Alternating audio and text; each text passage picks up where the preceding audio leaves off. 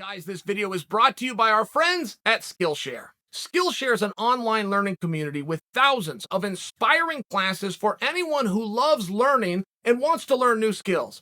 Right now, Skillshare is offering my audience the opportunity to explore their entire class library completely free for 1 month. Everyone has a different goal in mind when joining Skillshare. What is yours? I just finished my first class, How to Organize Your Workflow to Maximize Productivity by Ali Abdal.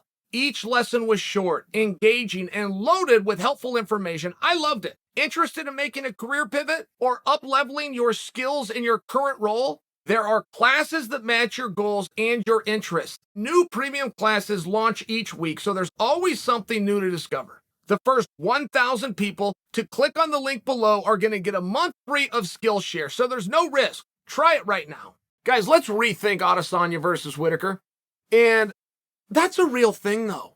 I remember being so let down after Francis and Ciryl, but a few days went by and I look back and go, wait a minute.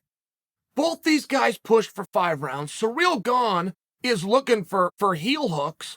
Francis is working sweeps, ultimately wins a fight that he's behind with takedowns, a skill he's never shown before. Like, let's rethink this. Those guys did a good job.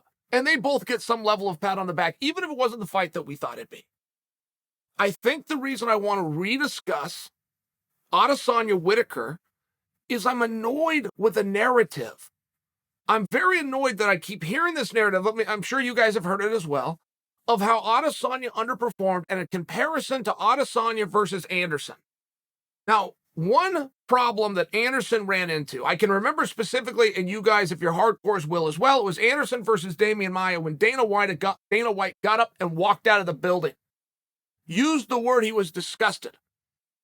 A lot of you were. Take the fight, Anderson Silva lost his belt to Chris Weidman. It was said that Anderson was out there screwing around.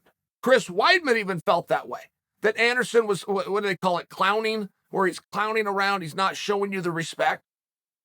That wasn't true. Anderson never did either of those things. Anderson Silva was a master of the setup. And we've never really seen as good of a guy. We do now with Adesanya. Very good comparison with Anderson and Adesanya. But at the time Anderson did it, we'd never seen a guy in MMA that had some of those natural mechanics. We did in boxing. Roy Jones Jr., just by example. People thought Roy was out there being a jerk and being disrespectful to his opponent. He wasn't. Roy could move in certain ways. He could do setups that nobody else could do. Anderson had that same thing, and all Anderson was trying to do was distract you. What Anderson was misperceived as being cocky or clowning, no, that's what he was doing for a setup. Every setup that you do is looking for the same thing, which is your opponent just to flinch. That's it. So you do that on the playground. Remember the jerk that would like, oh, 2 for flinching. Remember that? But it's a real thing, and it even carries over to the pros. Jake Paul, one of the best compliments I could give Jake Paul of everything he does.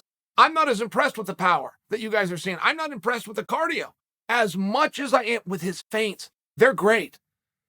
Tommy Hearns had these feints. Tommy Hearns could flinch you, and he had that long arm, and he'd fight with his hand down like this. He'd jab you by raising his hand up instead of bringing it out. It's very unique at the time, but Tommy Hearns make every opponent, the best guys in the world, they'd flinch. Just a millisecond, give them a flinch, boom, boom, get to the target a little easier. Anderson did other things. Adesanya does other things. But both Adesanya and Anderson, when they are within arm's reach, are using those hands. Adesanya, same as Anderson, can't hit what he can't reach. Anderson Silva could not force Demian Maia to come into the danger zone. And Adesanya could not get Whittaker to step into the danger zone. I thought Whittaker won the fight. Not being hard on Whittaker. But Whittaker is the only one that went backwards, and he's the only one that went lateral. Adesanya had to go straight for him all night, and he was trying to do damage. But if he can't get him in that zone, and then Whittaker did a very good job of when he did get into what I'm going to call the danger zone, he got all the way in. Royce Gracie style.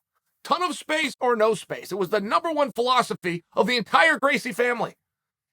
It's like you and I get in a fight right now. No matter what kind of punch you throw, I don't have to worry about it. And you, the same way, can't reach you. You're not within reach. When you get in that space, you take it all away. That's what Whittaker did a good job of. But that's also why you saw a fight not happen. You had one guy who wanted to be in fist-to-cuff range. You had one guy who was very disciplined to stay the hell out of it or take it away. I'm just sharing with you, that's what happened. But Damian Maia was never blamed for that fight. Robert Whittaker is not being blamed for that fight. Anderson took the weight, and now Adesanya. So I just want to challenge you and remind you, those guys are being studied. They're the champs.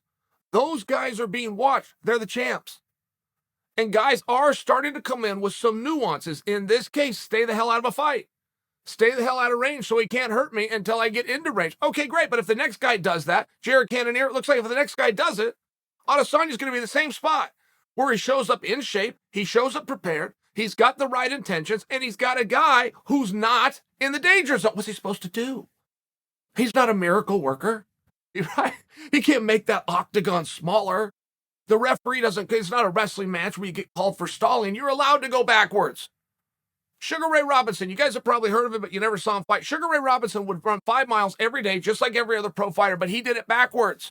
He never ran for, even in training, everything was back. He shadowboxed running backwards for 5 miles.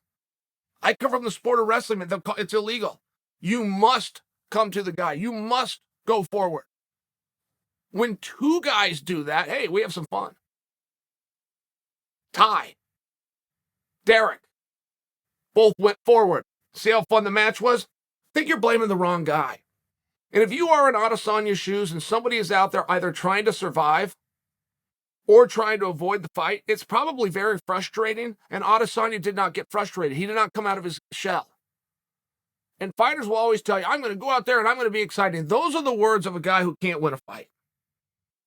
Now, I'm all for the excitement. I see why it's important. I want to see excitement too. I wanted to be, I get that whole thing. But I'm sharing with you, when the guy that goes in the media, and he never calls out a ranked guy, he's not playing the game, he's not being interesting, he's not trying to move up the card, be a marquee match. He's just promising he's going to be exciting. That's what you have to do if you can't win a fight. If that's all that you got, man, you better go stick your chin out there. You better go Arturo Gatti it. If that is your only commodity, by all means, use it. But the champs aren't going to talk like that. Champs are going to win tonight, look good next time. Adesanya did look good, and he was trying to fight. There wasn't as much engagement. A lot of that was the strategy of Robert Whittaker, not the plan of Israel Adesanya. Adesanya did not stay out of the way and just step in, touch him once, and get out of the way. He was going forward. And I'm just reminding you that, because if we do look back on that fight, that was a great job. Adesanya remains the champion of the world over the one of the greatest middleweights ever. They just did a Mount Rushmore. ESPN MMA.com. Twitter handle put out the Mount Rushmore, and this was voted on by fellow fighters. The Mount Rushmore of middleweight. Robert Whittaker was on it. So Adesanya is beating guys who aren't just great. They're amongst the greatest who have ever done it. Good job. Not to mention it's the second time. Not to mention, what was your motivation? Not to mention 2 fights before somebody gets crowned as the number 1 contender who you know is going to be next. That's it. That's in your mind. Adesanya pushed through it all, went 25 minutes, kept his belt. We could be hard on guys. We could be critical. Let's just also admit that that's what we're doing so that we remain fair and objective.